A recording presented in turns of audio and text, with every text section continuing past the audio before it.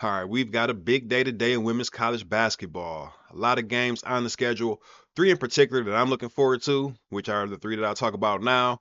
Obviously, the big one is UCLA versus USC. I'll save that one for last since it comes on last. The two that I'll be watching before that, Texas versus Kentucky. Now, if you've watched any of my AP Top 25 breakdowns, you know how much I like Kentucky in that SEC. I think that they're one of the top teams. They don't have a signature win yet that they can really pin their hat on, even though they found their way up into the top 10 rankings. They just took a huge loss versus Ole Miss, so they need this win against Texas to kind of mitigate that and keep themselves, where they are right now in the rankings. Texas, obviously, they're coming off that big win against South Carolina, so they're feeling good, but do not sleep on Kentucky. I've said it before, I'll say it again. Four players in that lineup, that starting lineup, that can hit you with double doubles, not on any given night, but all at the same night, starting with Georgia Amore, one of the top point guards in the country. She can hit you with 20 and 10 any given night. She has great footwork, creates so much space. Definitely a bomber from the 3-point range, but she gets into the into the paint at will as well. You have Tiani Key, one of my favorite players in the country, 6'4". She can step outside and hit threes. All three players in the front line can step out and hit threes. Strack, Amelia Hassett, and Tiani Key. And that's 6'5" Clara Strack. That's 6'4" Tiani Key and 6'3" Amelia Hassett. So a lot of size in that front line for you to deal with. All three of those girls can hit you with a double double as well. They almost all average 10 rebounds. So I'm not just saying they can hit you with the double double, but they're likely to hit you with the double double. That'll be my last time saying double double on this video. But I really like that team. There's no weak links. If you think you can focus in on those four, don't be fooled. Deja Lawrence, walking bucket. She's going to hit you with 20 points as well if you're not careful. So I really like that team. Not to mention Clara Silva coming off the bench, all 6'7" of her. Haven't seen the best of her yet, trust me, but she will develop. She will develop. So that's a really good game. In my opinion, it should be at least. We'll see how it actually plays out. Also, Iowa versus Rutgers. Probably won't be as competitive as these other two games, but you have Kiyomi McMiller, who I hope plays. She didn't play versus Purdue due to illness. No injury, just illness, so she might be available, but not sure yet.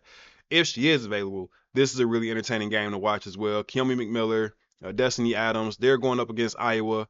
Now, Iowa had a 5-game losing streak with some really tough, close losses. A 1-point loss at Oregon. I think they lost by 5 at Illinois. There was another one that was about 4 or 5 points. They had a tough stretch, but then they bounced back. Now they're in the middle of a 5-game winning streak, including that win versus USC, and they got their get back versus Nebraska in their most recent game. 32, 6, and 7 from Lucy Olsen in that game. She was on fire. I watched that entire thing. Her best game of the season by far, and she's looking a lot more comfortable just taking the reins and being a lead player for Iowa now, a lot more so than at the beginning of the season. So looking forward to seeing them build on the momentum that they have. They have two big games coming up after this, so they desperately need this win because they won't necessarily be favored in the next two, and they need to close out the season strong for positioning in that Big Ten and the big tournament. Now, the big game, USC versus UCLA. Now, in my opinion, USC has this game in the bag. Not so much worried about what Bess is going to do because she's going to do what she's going to do. Kiki Rice, I believe Kennedy Smith is going to give her as many problems as anybody in the country could. Kennedy Smith has that handled, trust me. I'm more so worried about London Jones and Tamia Gardner getting hot from the 3-point line. More so London Jones because she was hot in the last game. She hit 5 threes. In that win versus South Carolina, she hit 5 threes very efficiently as well. She's the X factor in this game for UCLA, in my opinion. And if we can keep her contained and not let her go crazy from the 3-point line, not let Tamia Gardner come off the bench and go crazy from the 3-point line, in my opinion, USC has this one in the bag. They're favored on ESPN site right now. They're favored on most sports book betting websites. So they have to take care of business at home and then see if they can try to go into the Pauley Pavilion and get that second round. But right now they have to take care of business at home. I don't think that they should. I won't say they won't have any problems. It's going to be a tough game regardless, but I think they should be able to take care of this one, honestly. Now, maybe I might get surprised. Maybe Janai Barker surprises me. She hasn't been too great this season. I feel like we have more coming off of the bench than what they do, even though Arnasalo is really good. I just feel like the momentum that I'm seeing with Kaylee Heckle, with Avery Hall, with Big C, and the performance that she had against UCLA last year, I just feel more confident in USC's team as a whole going into this one. Obviously, I'm a USC fan, so I might be biased in that one, but I try to keep my heart out of it and just give you guys, you know, what I'm really thinking analytically. What I'm thinking is that they'll split this series home and home. So it's very important for me that USC takes care of this one right now at home. And then we'll see what happens at the Pauley Pavilion. Those really are the three biggest games that I'm looking forward to. Also looking to see if Juju Watkins gets out of her slump. You know, she's been about 30% for the last 4 games. She's been pressing. We want to see that version of her that we saw at UConn when she went for 26, 6, and 6. That's what I'm looking for her. Or maybe even the version that we saw versus Stanford when she went for 51. Who knows? You know, they don't necessarily need that from her this season, but wouldn't be bad to have it, right? Also looking to see a great game from Kiki Iriafen. And like I said, who knows? Maybe I get surprised by somebody. Not expecting to see much from Kendall Dudley.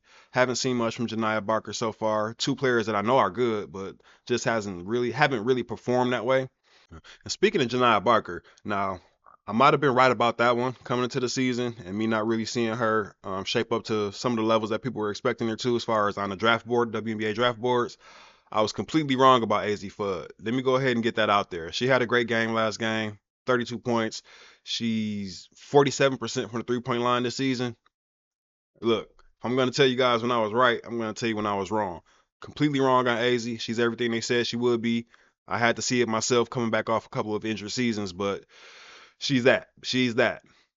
Also, Serena Sundell, that last game with K-State.